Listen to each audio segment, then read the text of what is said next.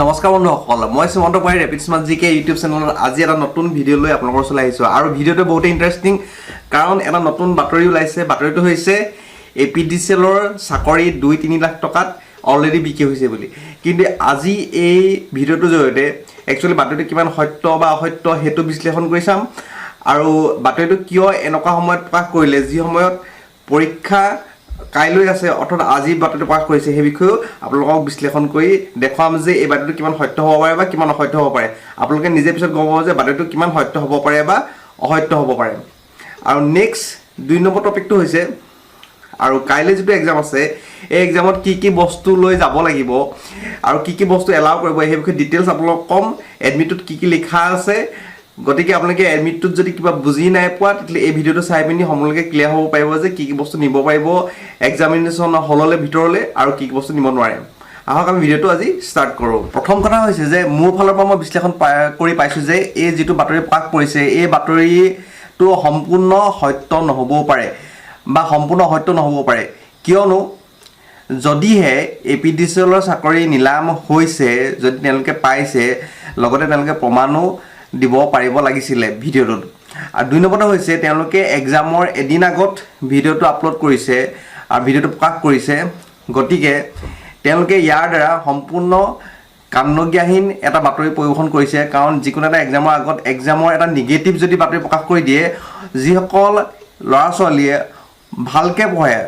তেওঁলোকৰ মনোবল বহুতে ভাগি যায় গতিকে সম্পূৰ্ণ এটা কামনজ্ঞাহীন সাংবাদিকতা কৰি এই বাতৰিটো প্ৰকাশ কৰিছে গতিকে 2 নম্বৰ কথাটো হৈছে কি মই নিজে Apdclৰ চাকৰি কৰো আৰু মই 2012ত জয়েন কৰিছো আৰু আমি যেতিয়া চাকৰি পৰীক্ষা দিছিলো তেতিয়া 100 নম্বৰৰ মেথছ আছিল 50 জিকে আছিল আৰু 50 ইংলিশ আছিল আৰু 100 নম্বৰ যেতিয়া মেথছ আহিছিল মই 100 নম্বৰ গুটে 100 নম্বৰে কৰিছিলো তাৰে 3টা কোৱেশ্চন ভুল আহিছিল বাকি গুটেখিনিয়ে মই শুদ্ধ কৰিছিলো বুলি মই ভাবিছিলো কাৰণ মই নিজে মেথছৰ টিউচন কৰি থাকো মেথছৰ ক্লাছ কৰি থাকো বাকি জিকে আৰু ইংলিশ কিনো মোৰ যথেষ্ট ভাল হৈছিল গতিকে মোৰ কনফিডেন্স আছিল যে মই পৰীক্ষাটো সিলেক্ট হমেই আৰু যদি সিলেক্ট নহলহেঁতেন মই আৰটিআই মাৰিম বুলি মই কনফিডেন্ট আছিলো গতিকে আৰু যেহেতু মই কনফিডেন্ট আছিলো আৰু যেটো ভাল আছিল আৰু হেমতে মই সিলেক্ট হলো আৰু তাত অকল মোৰ জেৰক্সৰ পইচা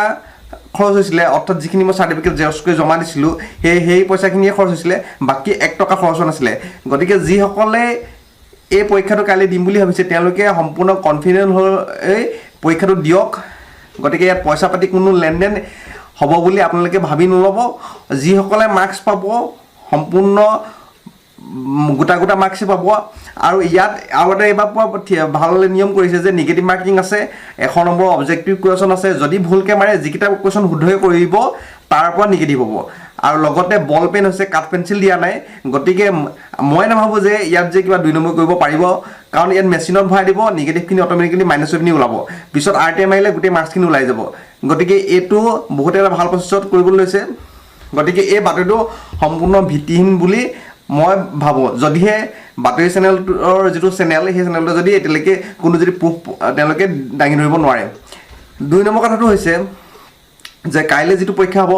সেই পৰীক্ষাটোত এডমিট কাৰ্ডৰ লগতে কি বস্তু নিব লাগিব সেই বিষয়ে আজি মই আপোনালোকক কৈ দিও ইয়াত প্ৰথম হৈছে এডমিট কাৰ্ডটো নিব লাগিব এডমিট কাৰ্ডটো কম্পালসৰি 2 নম্বৰ হৈছে আছে এৰ হৈছে ফটো আইডি কাৰ্ড নিব লাগিব আৰু ফটো আইডি কাৰ্ড কি হ'ব লাগিব ড্ৰাইভিং লাইসেন্স হ'ব পাৰিব পেন কাৰ্ড নিলেও হ'ব পাসপোৰ্ট যদি কাবাৰ আছে পাসপোৰ্ট নিলেও হ'ব স্কুল বা কলেজৰ যদি আই কাৰ্ড আছে তেখন দিলেও হ'ব ভোটাৰ আইডি যদি আছে ভোটাৰ আইডিখন লৈ গলেও হ'ব আৰু আধাৰ কাৰ্ড যদি কাবাৰ আছে আধাৰ কাৰ্ড লৈ গলেও হ'ব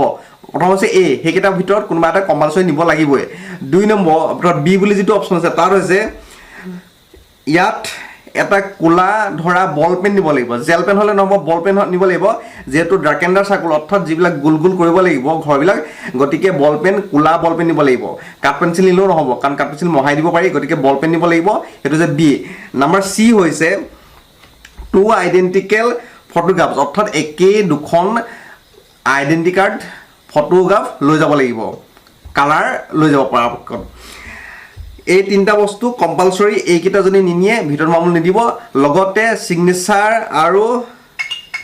সিগনেচাৰ কৰিব লাগিব ক্যান্ডিডেটে আৰু সিগনেচাৰ নকৰাকে আৰু ফটো নিনিয়াকে ভিতৰত মামুলে নিদিয়ে 2 নম্বৰটো আছে ইয়াৰ বাহিৰে যিকোনো ইৰেজাৰ এক্সামিনেশ্যন হলটোত এলাউ নকৰে অৰ্থাৎ আপোনালোকে কিবা ভুলকৈ যদি মাৰে তাৰ ওপৰত যদি আকৌ মহাৰিবলৈ যত্ন কৰিবৰ কাৰণে ইৰেজাৰ লৈ যায় সেইটো এলাউ নকৰে 3 নম্বৰ হৈছে যিকোনো মোবাইল ফোন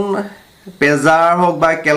কেলকুলেটৰ হওক বা স্মাৰ্ট ৱাচ কিছুমান ঘড়ী থাকে তাত কিবা কেলকুলেশ্যন কৰিব পাৰে সেইবিলাক যিকোনো ধৰণৰ ইলেক্ট্ৰনিক বস্তু তাত এলাউ নকৰে লগতে যদি নিজে কিবা বেগ চেক লৈ যায় সেইবিলাকৰ কোনো ৰেছপনচিবিলিটি তাত নল'ব এক্সামিনেশ্যন হলত যিসকল গাৰ্ড কৰিব বা ইনভিজিলেটৰ কৰিব গতিকে আপোনালোকে আটাইতকৈ বেটাৰ হৈছে অকল বল পেন লৈ যাওক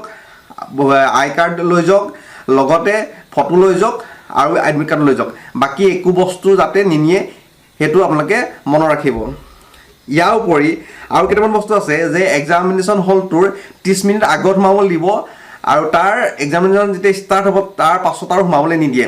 ইয়াৰ উপৰিও এক্সাম শেষ হোৱাৰ আগত ওলাবলৈ নিদিয়ে সম্পূৰ্ণ এক্সামটো শেষ হোৱাৰ পাছতহে ওলাবলৈ দিব ইয়াৰ উপৰিও যিখন এনচাৰ শ্বীট থাকিব সেই এনচাৰ শ্বীটখনত কোনো ষ্টেবল কৰিব নোৱাৰিব যদি কিবা ভুল কৰে তাৰ ওপৰত বগা ৰং বা বগা হোৱাইটনাৰ মাৰিব নোৱাৰিব আৰু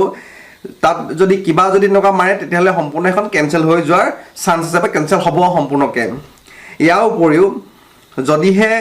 কাৰোবাৰ কিবা প্ৰব্লেম হৈছে তেতিয়াও এক্সামিনেশ্যনটো সম্পূৰ্ণ চলি শেষ হোৱাৰ পাছতহে তেওঁলোকে এইটো ওলাই আহিব পাৰিব তাৰ আগত ওলাবলৈ নিদিয়ে গতিকে এইকেইটা কথা ভালকৈ মনত ৰাখিব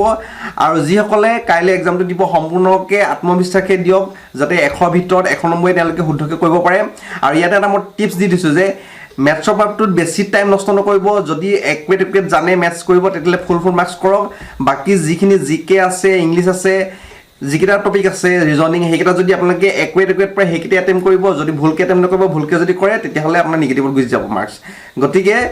যিখিনি ইজি পায় সেইখিনি আগতে এটেম্প কৰিব যিখিনি কনফিউজন থাকে 10 বাৰ ভাবি এবাৰে মাৰিব ভুলকৈ যাতে নামাৰে এইখিনি আজি ক'বলগীয়া কথা আশা কৰিছোঁ আজি এই ভিডিঅ'টো ভাল পালে যদি ভিডিঅ'টো ভাল পালে লাইক কৰিব আৰু শ্বেয়াৰ কৰিব যাতে সকলোৱে এই কথাটো গম পায় ধন্যবাদ